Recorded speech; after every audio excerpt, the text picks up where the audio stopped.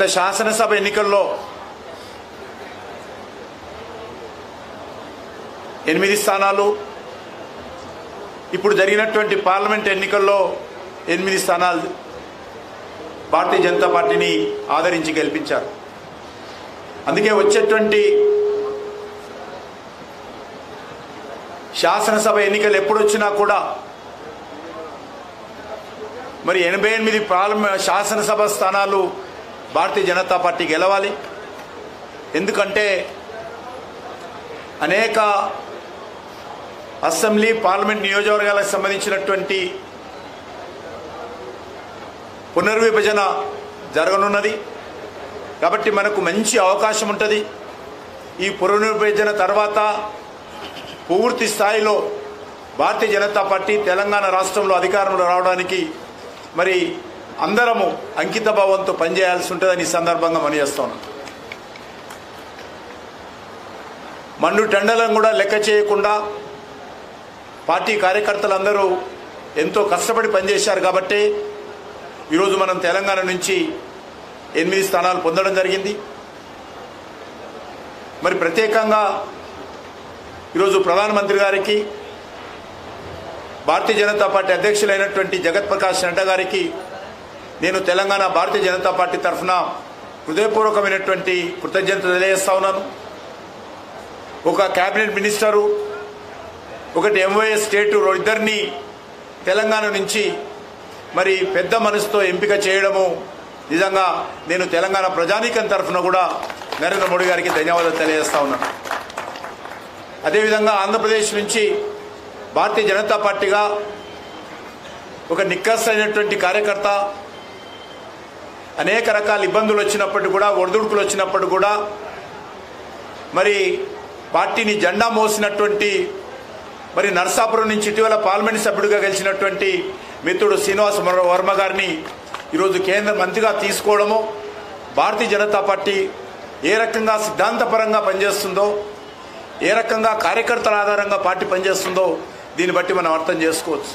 తెలంగాణ నుంచి కానీ, ఆంధ్రప్రదేశ్ నుంచి కానీ ఈరోజు మరి కేంద్ర మంత్రులుగా ఎంపీ చేసినటువంటి ముగ్గురు కూడా ఒక సాధారణ కార్యకర్తలుగా పనిచేసినటువంటి వాళ్ళు ఈరోజు కేంద్ర మంత్రులుగా భారతీయ జనతా పార్టీ నియమించడం జరిగింది. దేశంలో ఏ రాజకీయ పార్టీ కూడా ఈ రకంగా మరి సాధారణ కార్యకర్తలను మరి గల్లీ నుంచి ఢిల్లీ వరకు తీసుకొచ్చి ఢిల్లీలో మంత్రులుగా చేసినటువంటి పరిస్థితి ఏ రాజకీయ పార్టీలో లేదు. మాకెవరికి బంధుత్వం లేదు. మాకు సంబంధించినటువంటి వ్యక్తులు ఎవరు కూడా ఎమ్మెల్యేలు కానీ, ఎంపీలు కానీ, రాజకీయ పార్టీలో కీలక బాధ్యతలు ఎవరు లేరు. కానీ మరి ఎవరు లేకపోయినప్పటికీ కూడా సిద్ధాంతమే ఈరోజు మాకు ఊపిరి, మరి పార్టీ కార్యకర్తలే మా కుటుంబం అనే విధంగా ఈరోజు పార్టీ కార్యకర్తలను ఏ రకంగా ఎంపిక చేసిందో ఇది ఒక భారతీయ జనతా పార్టీలోనే సాధ్యమవుతుందనే విషయాన్ని కూడా ఈ సందర్భంగా మనయేస్తున్నాను. వచ్చేటువంటి 5 సంవత్సరాలు, ఈ గత 10 సంవత్సరాలుగా ఏ రకంగా పనిచేశామో వచ్చే 5 సంవత్సరాలు కూడా నరేంద్ర మోడీ గారి నాయకత్వంలో కేంద్ర ప్రభుత్వము, భారతీయ జనతా పార్టీ దుర్నీకృతమైనటువంటి ఉత్సాహంతో మరి రానున్న రోజుల్లో కూడా పనిచేస్తారని ఇప్పుడే ప్రధానమంత్రి గారు చెప్పడం జరిగింది. ఏదైతే ఎన్నికల్లో హామీ ఇచ్చామో, సంకల్ప పత్రం పేరుతో దేశ ప్రజలకు భారతీయ జనతా పార్టీ ఏదైతే హామీ ఇచ్చిందో, ఎన్డీఏ ఏదైతే హామీ ఇచ్చిందో వాటిని తూచా చెప్పకుండా ఆ యొక్క సంకల్ప పత్రాన్ని అమలు చేసే విషయంలో భారతీయ జనతా పార్టీ అంకిత భావంతో పనిచేస్తుందనే విషయాన్ని ఈ సందర్భంగా మనయేస్తాను. ఉభయ తెలుగు రాష్ట్రాల అభివృద్ధి కోసం మరి అంకిత భావంతో పనిచేస్తాము. ముఖ్యంగా తెలంగాణలో గత 10 సంవత్సరాలుగా 10 లక్షల కోట్ల రూపాయలు కేంద్ర ప్రభుత్వం ఖర్చు పెట్టడం జరిగింది. దేశంలో జాతీయ రహదారుల విషయంలో కావచ్చు, దేశంలో రైల్వేల అభివృద్ధి విషయంలో కావచ్చు, దేశంలో పేద ప్రజలకు సంబంధించినటువంటి మరి ఉచితంగా రేషన్ బియ్యం సరఫరా కావచ్చు, గ్రామాలకు ప్రధానమంత్రి సడ యోజన కావచ్చు, గ్రామాలకు మళ్ళీ జలశక్తి మంత్రిత్వ శాఖ ద్వారా మంచినీటి సరఫరా చేసేటువంటి నల్లాల ద్వారా సరఫరా చేసేటువంటి కార్యక్రమం కావచ్చు, దేశవ్యాప్తంగా పూర్తి స్థాయిలో అమలు చేయనున్నాం. గత 10 సంవత్సరాలుగా 4 కోట్ల ఇళ్ల నిర్మాణం చేయడం జరిగింది పేదలు. వచ్చేటువంటి 5 సంవత్సరాలు మరొక 3 కోట్ల ఇండ్లు పేద ప్రజలకు భారతీయ జనతా పార్టీ ప్రభుత్వం కట్టివ్వబోతుందని సందర్భంగా మనవిస్తున్నాను. అందుకే మరి ఖచ్చితంగా పార్టీ కార్యకర్తలు కూడా అందరూ కూడా మరింత పట్టుదలతో రానున్న రోజుల్లో భారతీయ జనతా పార్టీని దక్షిణ భారతదేశంలో తెలంగాణలో ఆంధ్రప్రదేశ్లో కూడా పటిష్టం చేసేటువంటి కార్యక్రమంలో ముందుండాలని మరి నేను కార్యకర్తలందరినీ కూడా కోరుతా ఉన్నాను. ప్రత్యేకంగా నేనైతే సికింద్రాబాద్ కాన్స్టిట్యున్సీకి ప్రాతినిధ్యం వహిస్తూ ఉన్నానో అక్కడ ఉన్నటువంటి హైదరాబాద్ సెంట్రల్ జిల్లాకు సంబంధించినటువంటి అధ్యక్షులు, మిగతా పదాధికారులు, మోర్చాల కార్యకర్తలు, రాష్ట్ర నాయకులు, అదేవిధంగా సికింద్రాబాద్ మహంకాళ జిల్లా అధ్యక్షులు, జిల్లా పదాధికారులు, మోర్చాల పదాధికారులు, రాష్ట్ర నాయకులు అందరికీ కూడా వ్యక్తిగతంగా నా తరఫున కూడా పేరు పేరున ధన్యవాదాలు తెలియజేస్తా ఉన్నాను. సికింద్రాబాద్ పార్లమెంట్కి సంబంధించినటువంటి ఓటర్లు కూడా అనేక రకాలుగా మరి కష్టపడి ఎండలను కూడా లెక్క చేయకుండా పోలింగ్లో పాల్గొన్నారు కాబట్టి ఈరోజు మనం ఢిల్లీకి రావడం జరిగింది. వాస్తవంగా సికింద్రాబాద్ కాన్స్టిట్యున్సీలో కాంగ్రెస్ పార్టీ ముసుగులో మజ్లిస్ పార్టీ పోటీ చేసింది. కాంగ్రెస్ పార్టీ అభ్యర్థి అయినప్పటికీ కూడా పూర్తిగా ఎన్నికల్లో మాకు ప్రధాన ప్రత్యర్థి ఎవరు అంటే మజ్లిస్ పార్టీ అన్నట్లే మజ్లిస్ పార్టీ పూర్తి స్థాయిలో పనిచేయడం జరిగింది. అయినప్పటికీ సికింద్రాబాద్ కాన్స్టిట్యున్సీకి సంబంధించినటువంటి ప్రజలు మరి మజ్లిస్ పార్టీ కుట్రలను ఏదైతే కాంగ్రెస్ ముసుగులో మరి ఈరోజు బీజేపీని ఓడించాలని ప్రయత్నం చేయడం జరిగిందో దాన్ని సమర్థవంతంగా ఎదుర్కొన్నారన్న విషయాన్ని ఈ సందర్భంగా మనవి చేస్తూ మరి ఏదైతే కార్యకర్తలందరూ కూడా మీ గ్రామాలకు మీ మండలాలకు ఫోన్లు చేయండి. ఎప్పుడైతే ప్రమాణ స్వీకార కార్యక్రమం 6:30 గంటలకు ప్రారంభమవుతుందో అదే సమయంలో అన్ని మండల కేంద్రాలలో కూడా మరి ఊరేగింపులు నిర్వహించి ఒక పండుగ వాతావరణంలో మేళ తాళాలతో మరి దేశమంతా కూడా కార్యక్రమాలు నిర్వహించాలని చెప్పి పార్టీ అధ్యక్షుడైనటువంటి జగత్ ప్రకాష్ నడ్డా గారు పిలుపునిచ్చారు. ఆ పిలుపును మరి రాష్ట్ర అధ్యక్షుడుగా నేను కూడా కోరుతా ఉన్నాను.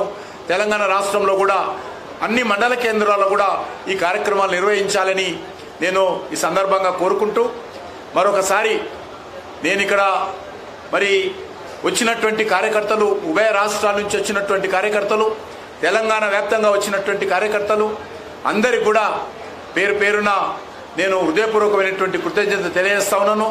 అనేక మంది మరి ఈరోజు మరి ప్రమాణ స్వీకారం కార్యక్రమం చూడాలని వచ్చినప్పటికీ కూడా మరి అక్కడ ఉన్నటువంటి స్థల ప్రభావంతో చాలా తక్కువ మందికి మరి భారత ప్రభుత్వము ఆహ్వానాలు ఇవ్వడం జరిగింది.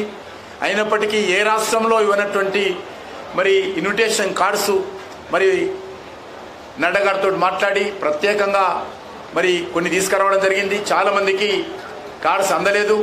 కాబట్టి పెద్ద మనసుతో కార్యకర్తలందరూ అర్థం చేసుకోవాల్సిందిగా అక్కడ అన్ని రాష్ట్రాలకు సంబంధించి సమంగా ఇవ్వడం జరిగింది. అయినప్పటికీ వారు ఇచ్చినటువంటి 100 కార్డ్స్ ఇచ్చినప్పుడు కూడా మనం ఇంకా చాలా ఎక్కువ కార్డ్స్ ఇతర రాష్ట్రాల నుంచి నార్త్ ఈస్ట్ మంత్రి కాబట్టి అక్కడి నుంచి కూడా కొన్ని కార్డ్స్ కూడా తీసుకొచ్చి మన తెలంగాణ రాష్ట్రానికి, ఆంధ్ర రాష్ట్రానికి ఇవ్వడం జరిగింది. కాబట్టి కార్యకర్తలందరూ కూడా పెద్ద మనసు చేసుకొని ఈ విషయంలో క్షమించాల్సిందిగా కోరుకుంటూ అందరూ కూడా ఇక్కడ మరి ఎవరికైతే ఆహ్వానాలు ఉన్నాయో అందరూ కూడా 5 గంటలకు 5:30 లోపల అక్కడికి చేరుకోవాలి. ఎవరికైతే ఆహ్వానాలు లేవో అందరూ కూడా ఇక్కడే కూర్చొని స్క్రీన్లో ప్రత్యక్షంగా చూడాల్సిందిగా మళ్ళీ అందరము ప్రమాణ స్వీకారం అయిన తర్వాత అందరం ఇక్కడికి వస్తాము. అప్పుడు అందరం మనం కలుసుకోవచ్చు అని చెప్పి ఈ సందర్భంగా కోరుతాం. ఇది ప్రెస్ కాన్ఫరెన్స్ కాదు.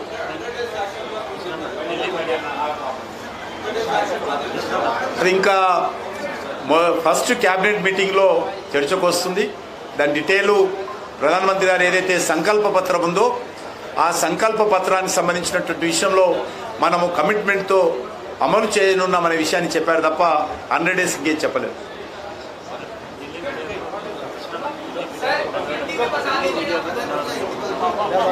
ప్రత్యేకంగా నేను ఢిల్లీలో ఉన్నటువంటి రీజనల్ మీడియా కానీ, నేషనల్ మీడియా కానీ తెలంగాణకు సంబంధించి ఎన్నికల్లో ప్రతి రోజు కూడా ఏదో రకంగా అప్డేట్ చేస్తూ మరి భారతీయ జనతా పార్టీ విజయానికి వాళ్ళు కూడా తమ వంతు సహకారం అందించారు. కాబట్టి మీడియా మిత్రులకు, మీడియా ఫ్రెండ్స్కు మీడియా హౌసెస్ కూడా నేను హృదయపూర్వకమైనటువంటి కృతజ్ఞతలు తెలియజేస్తా ఉన్నాను.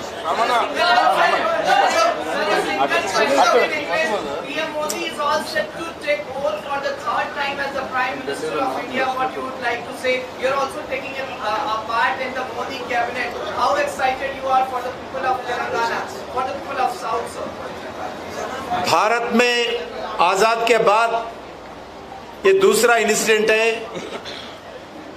प्रधानमंत्री के नाम पर तीसरा बार लगातार आज शपथ ग्रहण लेने वाले प्राइम मिनिस्टर आज एनडीए के नेतृत्व में, भारतीय जनता पार्टी के नेतृत्व में नरेंद्र मोदी जी मरी दूसरी बार ओथ ले रहे। आजाद के बाद पहली प्राइम मिनिस्टर जवाहरलाल नेहरू जी तीसरा बार ओथ लिया है, थर्ड टाइम वो प्राइम मिनिस्टर के नाते काम किया है। उसके बाद आज नरेंद्र मोदी जी आज ले रहे। बहुत खुशी की बात है, क्योंकि भारतीय जनता पार्टी जब स्थापना किए, जब अब कोई हम नहीं सोचे हम भारत में सत्ता दल पार्टी बनेंगे तीसरे बार और हमारा सरकार भारत में प्रधानमंत्री के नेतृत्व में चलेगा, ऐसा हमें कभी नहीं सोचे।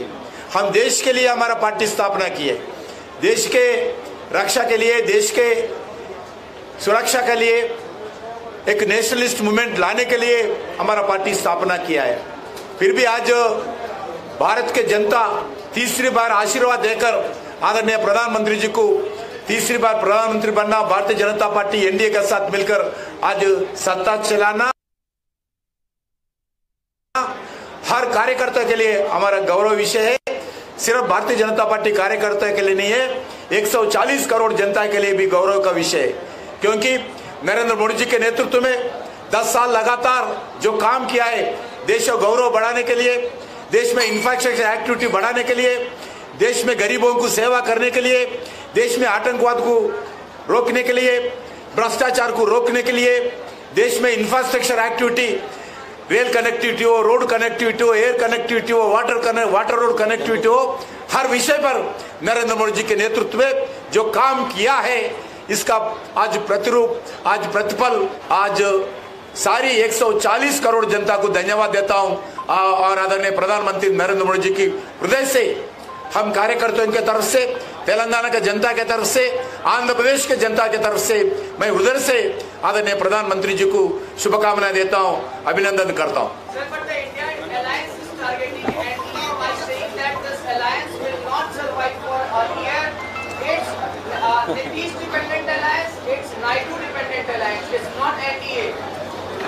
जो समझना चाहिए उनके साथ क्या है, इंडिया अलायंस में क्या है, कोई पार्टी हमारा जितना सीट है उतना सीट कांटेस्ट नहीं किया कांग्रेस पार्टी, वो आज भाषण दे रहे।